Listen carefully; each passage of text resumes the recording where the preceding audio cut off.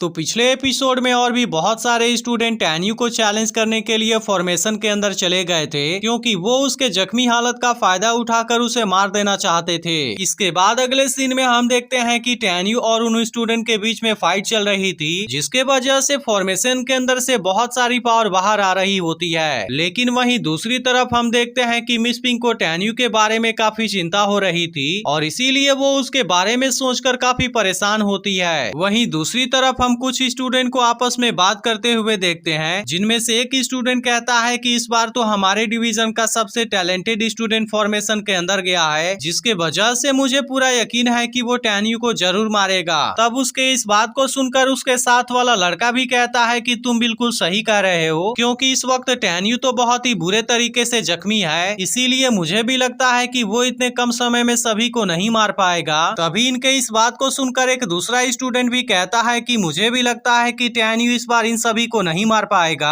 और इसके अलावा अब तो फॉर्मेशन भी कुछ समय के बाद टूटने वाला है, लेकिन मुझे पूरा यकीन है कि इस बार टैन्यू मारा जा चुका होगा। लेकिन तभी इसी बीच वहीं दूसरी तरफ हम मेंगई को देखते हैं, जिसे टैन्यू के बारे में काफी चिंता होने लगी थी और इसके बारे में सोचकर वो काफी उदास भी हो गई थी। वहीं दूसरी तरफ हम देखते हैं कि सियाओ, डेनियल और उसके साथी भी इसके बारे में सोचकर काफी उदास हो गए थे, क्योंकि इनको लग रहा था कि इस बार टैन्यू की जान खतरे में आ गई है। इसके बाद अगले सीन में हम एल्डर सेन को भी देखते हैं और उनको भी टैन्यू के बारे में काफी चिंता हो रही थी। लेकिन इसी के साथ हम देखते हैं कि एक दूसरा चीफ काफी खुश हो रहा था, क्योंकि उसे लग रहा था कि इस बार उसके स्टूडेंट टैन्यू को जरूर ही मार देंगे। लेकिन अब इन सभी बातों के वजह से मास्टर तेनताई भी काफी परेशान होने लगे थे और उनको भी टैन्यू के बारे में काफी चिंता होने लगी थी। लेकिन अभी भी हम देखते हैं कि उनको टैन्यू के ऊपर पूरा यकीन था और इसीलिए वो सभी के सामने ही कह देते हैं कि ऐसा नहीं हो सकता कि वो इस तरीके से मारा जाए। लेकिन तभी इसी बीच हम देखते हैं कि फॉर्मेशन के टूटने का समय आ गया था और अब इसके केवल कुछ ही समय के बाद यह फॉर्मेशन टूट जाती है। इसके बाद हम देखते हैं कि सभी लोग टैन्यू को देखने के लिए काफी परेशान थे, जबकि फॉर्मेशन के हटते ही मेंगई और सियाओ दोनों ही टैन्यू को देखने के लिए आ जाते हैं, जहाँ पर हम देखते हैं कि टैन्यू ने वैसे तो सभी स्टूडेंट को मार दिया था, लेकिन इसी के साथ इस दौरान वह खुद भी इसमें बहुत ही बुरे तरीके से जख्मी हो गया था, जिसे देखकर मेंगई काफी परेशान हो जाती है, क्योंकि टैन्यू इस बार इसमें इतने बुरे तरीके से जख्मी हो गया था कि वो ठीक से चल भी नहीं पा रहा था। लेकिन इसके बाद भी वो किसी तरह से किनारे पर आ जाता है। अब वहीं दूसरी तरफ हम देखते हैं कि डेनियल भी टैन्यू को इस कंडीशन में देख काफी परेशान हो गया था और उसे भी इसके बारे में काफी चिंता होने लगी थी।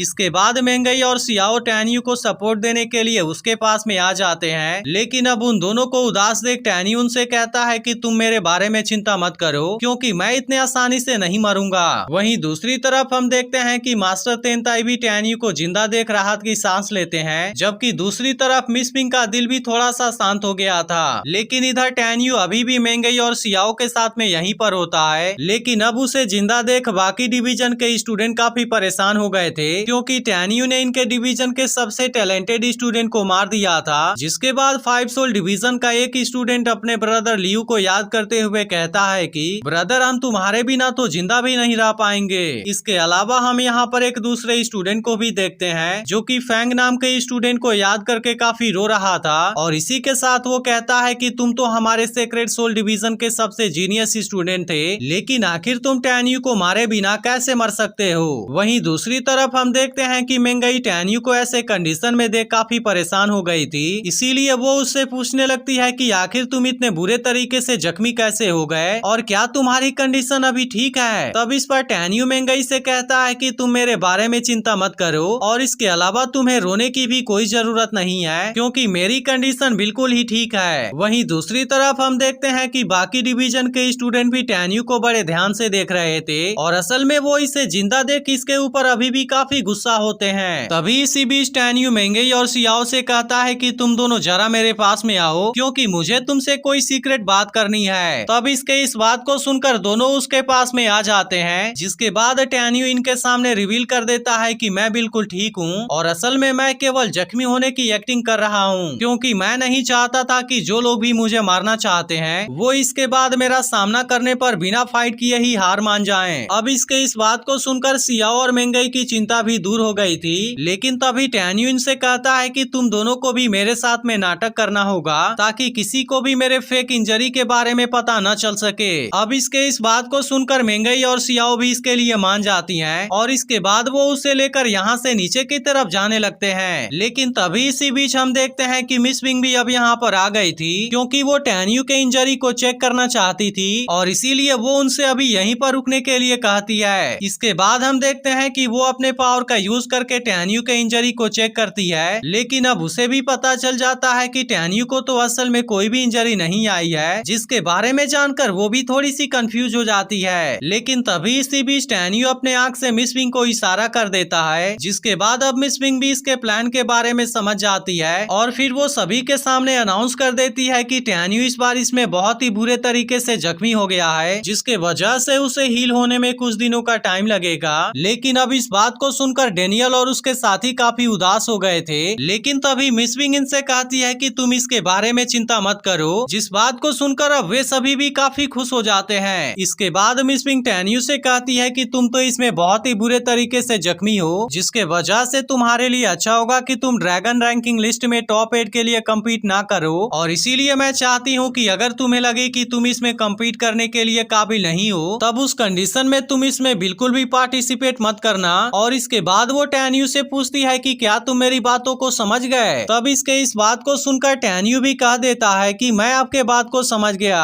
लेकिन तभी इसी वक्त डेनियल भी मेंगई की मदद करने के लिए यहाँ पर आ जाता है और फिर वो उससे कहता है कि आपको तो अभी भी रिंग का गार्डिंग करना है, जिसके वजह से आप ब्रदर टैन्यू की जिम्मेदारी मेरे ऊपर छोड़ दीजिए। इसी के साथ वो सियाओ से भी कहता है कि तुम भी इसके बारे में चिंता मत करो, क्योंकि मैं ब्रदर टैन्यू को लेकर यहाँ से चला जाऊंगा। इसके बाद हम देखते हैं कि डेनियल टैन्यू को लेकर नीचे आ गया था, जहाँ पर टैन्यू केवल दिखावा करने के लिए कल्टीवेशन प्रैक्टिस करना शुरू कर देता है, ताकि इस तरीके से सबको लगे कि वो अपने इंजरी को हील कर रहा है। वहीं दूसरी तरफ हम देखते हैं कि मेंगई को अभी भी रिंग का गार्डिंग करना था, लेकिन अब इसके बारे में सोचकर मिस विंग को उसके बारे में चिंता होने लगी थी, क्योंकि वो जानती है कि मेंगई जब रिंग की गार्डिंग करने के लिए जाएगी तब उसके दौरान टैन्यू का दुश्मन फेंग उसे किसी भी कीमत पर नहीं छोड़ेगा। लेकिन हम देखते हैं कि मेंगई भी अपने डिवीजन को हारते हुए नहीं देखना चाहती थी और इसीलिए वो मिस विंग से कहती है कि मैं अभी भी रिंग को गार्डिंग करना चाहती हूँ। लेकिन अब इसके इस बात को सुनकर मिस विंग और भी ज्यादा परेशान हो जाती है और फिर वो मेंगई से कहती है कि तुम मेरे बात को याद रखना, क्योंकि तुम्हारे लाइफ के सामने रिंग को गार्ड करना कुछ भी नहीं है। इसके बाद मिस विंग मेंगई से कहती है कि अगर तुम्हें लगे कि तुम इस मैच को नहीं जीत पाओगी, तब उस कंडीशन में तुम यहाँ से बचकर किसी तरह से निकल जाना। तब इसके इस बात को सुनकर मेंगई भी इसके लिए मान जाती है और फिर उससे कहती है कि मैं आपके ऑर्डर को फॉलो जरूर करूंगी। इसके बाद हम देखते हैं कि मिस विंग भी वापस अपने जगह पर आ जाती है, जबकि दूसरी तरफ हम देखते हैं कि सियाओ को भी मेंगई के बारे में काफी चिंता हो रही थी और इसीलिए वो उससे कहती है कि तुम इस मैच के दौरान केयरफुल रहना, और फिर इतनी बात कहने के बाद वो भी यहाँ से चली जाती है। वहीं दूसरी तरफ हम देखते हैं कि टैन्यू अभी भी अपनी कल्टीवेशन प्रैक्टिस कर रहा था, जबकि इधर मेंगई रिंग की गार्डिंग करने के लिए रेडी हो जाती है। वहीं दूसरी तरफ अब मास्टर तेनताई भी मिस विंग से इस मैच को शुरू कर देने के लिए कहते हैं, जिसके बाद मिस विंग इस मैच को शुरू करने से पहले मेंगई से पूछती है कि क्या तुम इसके लिए रेडी हो। तब इस पर मेंगई उससे कहती है कि इस मैच को शुरू करने से पहले मैं एक मैटर को सॉल्व कर देना चाहती हूँ, जिसके लिए मुझे कुछ देर का टाइम चाहिए। तब इसके इस बात को सुनकर मिस विंग भी इसके लिए मान जाती है, लेकिन इसी के साथ वो मेंगई से कहती है कि तुम इसके बारे में ज्यादा देरी मत करना।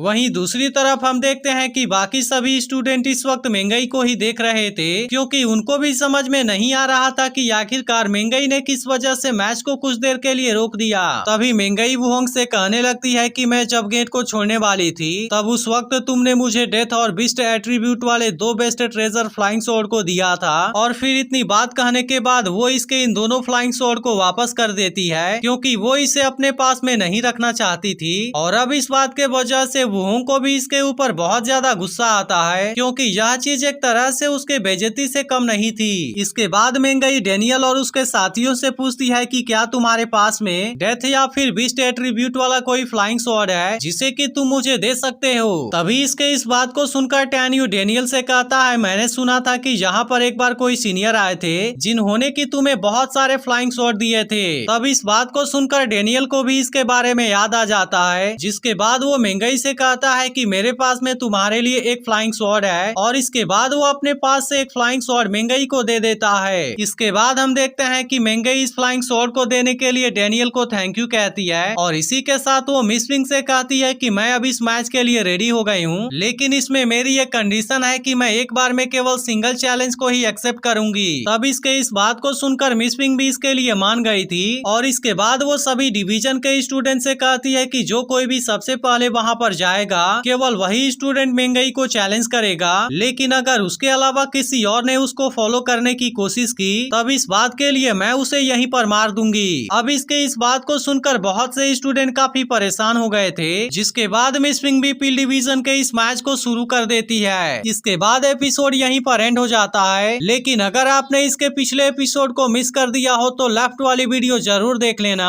और अगर एक्सप्लेनेशन अच्छी लगी हो तो कमेंट करके जरूर बताना।